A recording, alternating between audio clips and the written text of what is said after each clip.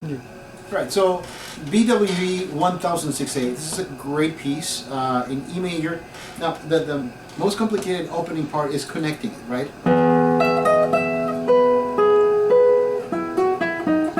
Right, since you have the same note, it's nice to actually start with a hammer,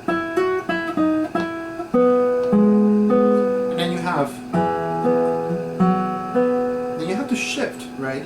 So you could shift with 3, or you could shift with 1.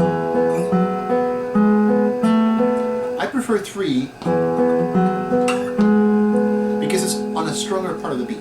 If you shift with 3, you're going to emphasize the stronger part of the group of 4 notes, right? As opposed to, that's a weaker part of the beat.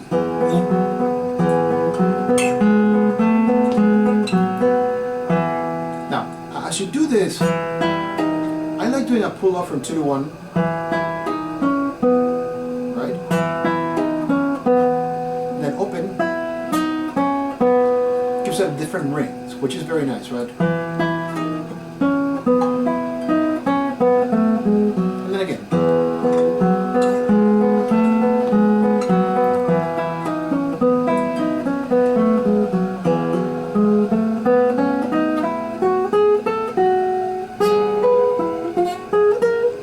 I had a different fingering. Yeah, it's better to actually be on 4th position for that. Right, and he suggests that you change, but you could actually, and then change, which lets you be there for the 2nd string, right? So,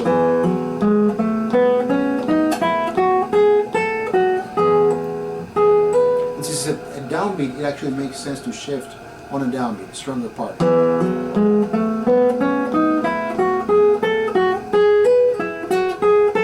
don't have to emphasize it as much as I just did. And then you have a pull-off, which brings you to the 7th position. It's nicer to actually grab that pull-off with a mini bar. Right? So setting that up, it's actually crucial to make sure that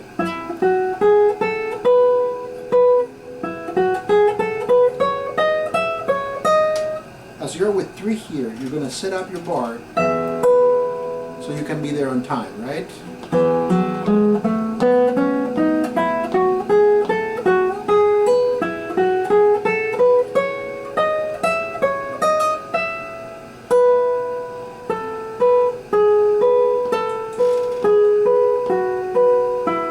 Make sure that you don't overdo the 1st string, right? The melodies on the 2nd string.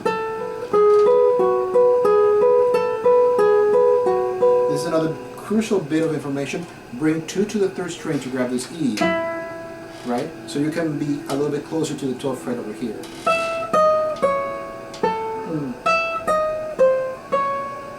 Oops, sorry, let me read it.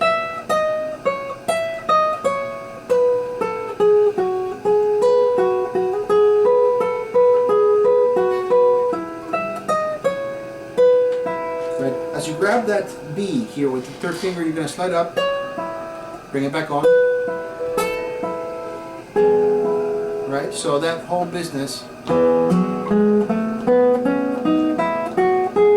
4th position, 2nd string, shift, 9th position, pull off with on a bar.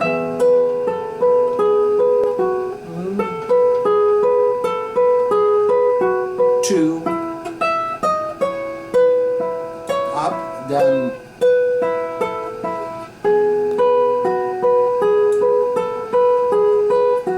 2, up, back, set up, and 2, 3 and 2. Now I don't know if you can focus on my right hand a little bit there. The pattern for the right hand is thumb and index first time. On the 2nd string is index. Ring finger for the 1st string. Middle finger for the 2nd string again. That way you have strong, weak, strong, weak. So together, ring finger, middle finger, right? And then end with thumb very quietly. Now when you're emphasizing the second string on the first beat of the measure, right? A lot of folks tend to emphasize the last part of the beat, and it changed the accent, the natural accent that he has around, right? So you want to make sure that it is the strong beat on the second string. Strong, weak.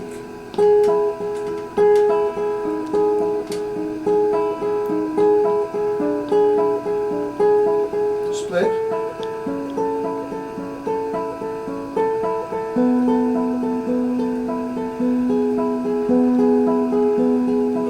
I prefer to stretch this. You don't have to.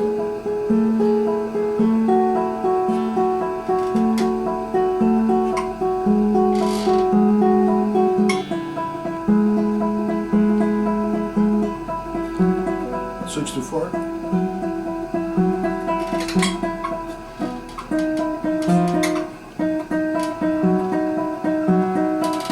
And then comes quite a tricky part. I suggest changing over to 6th position. You do a double thumb stroke, get 6 on the 5th string. First is a hammer, and then you repeat it by plucking. But use your thumb, P-I, right? Right? So slowly, double thumb stroke, hammer, thumb, index, right? Then play the second string open. And then you do almost the same operation on the 4th string. First string open, right? Right? And then we're jumping over to the I guess 2nd position stretched out, right? Then 2nd finger comes in and grabs the D natural, right? And this 3 and 4 sets you up for, right? So it's quite a nice setup. So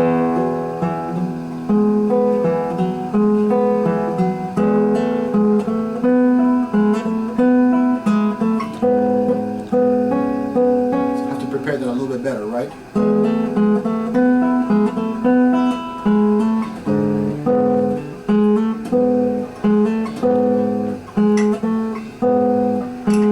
Might be a good idea to hammer this one and have something less to worry about when you shift.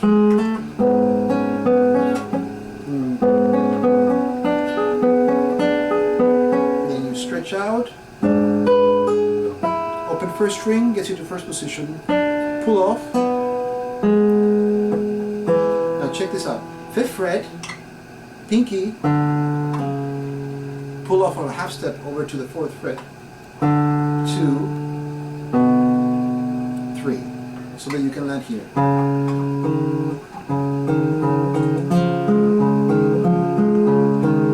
And then 3 and 2. First is hammer, and if you want to just pluck it, that's fine. Right, so it's tricky.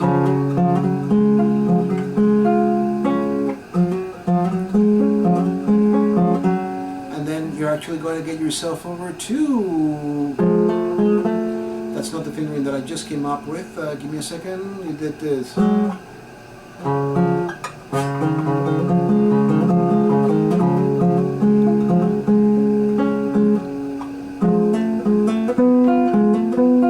That's right. Now the problem is that you have quite a bit of bars over here in the 6th position, but the advantage is that you don't have to be flopping all over the fretboard in order to get this quite difficult passage, right? So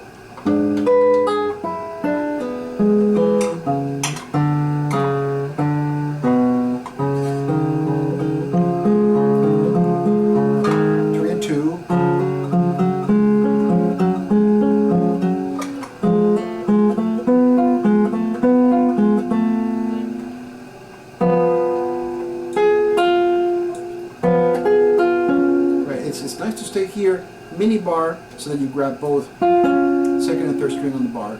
Open 1st, land the bar.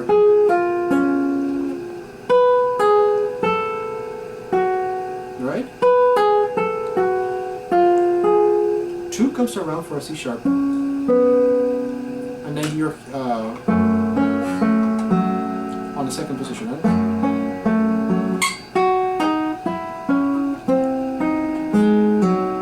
This is tricky, right? Then stretch out. So 7th position, 2, 4, so you can land 3, 3 and 1, and then 4 and 2 come around, right? Bar here, 2nd string, stretch the 7th fret, 2, 4, 3 and 1,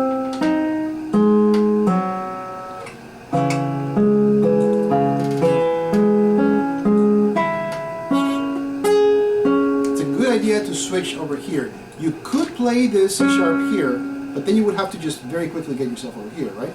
So that little bit, this is measured 37. Stretch, 2, 4.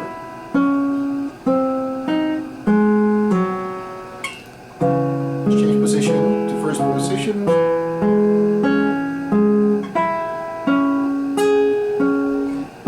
Full bar.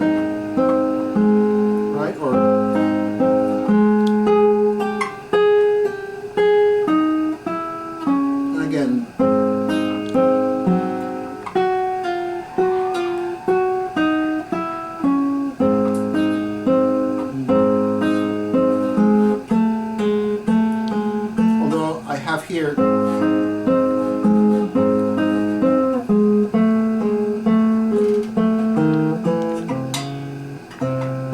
Yeah, the fingering that I have here in the score that I changed, it's suggested to actually use 4 and 3, and then you could. It really doesn't do you much favors to be over here on 8th position. So if you were actually to follow my suggestion right now, instead of wearing the G sharp here and the D string, notice that 2 is already on the 3rd string, and it's just slide up and grab 1. Right? And remember, in Bach, you don't want to portamento that. It's not Jimi Hendrix, right? 3 for the last one, so you can actually easily use 1, slide it up,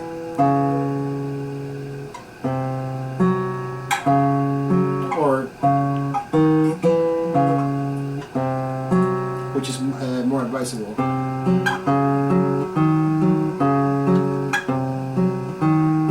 And the next part is a little bit easier. Hopefully that helps.